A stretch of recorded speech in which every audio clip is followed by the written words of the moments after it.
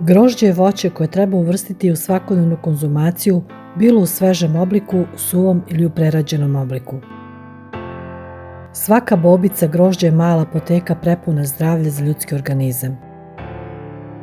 Jedan od načina prerade grožđa je kompot od grožđa.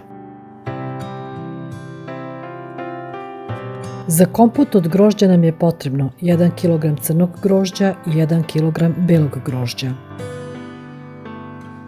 Grožđe operemo.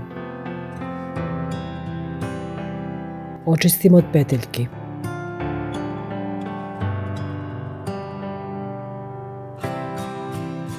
Slažemo u sterilisane tegle, red crno, red belo grožđe i tako do vrha tegle.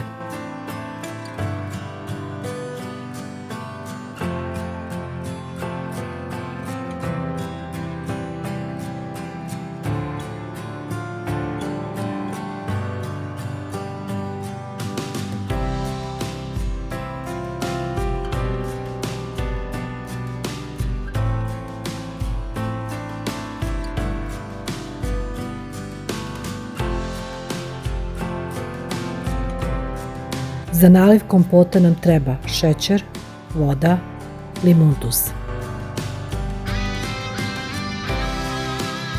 U teglu preko grožđa stavimo 2 kašike šećera.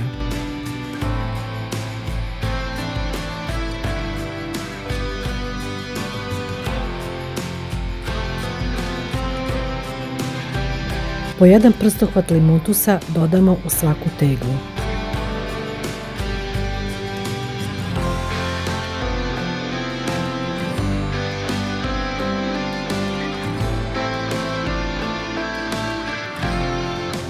Tegle nalijemo do vrha vodom.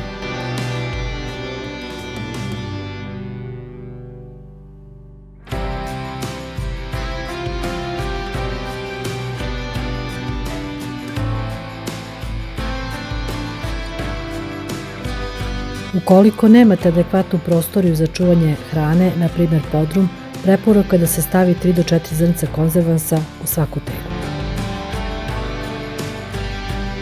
Dobro zatvorimo tegle i stavimo ih u dublju šerpu da se pasterizuju.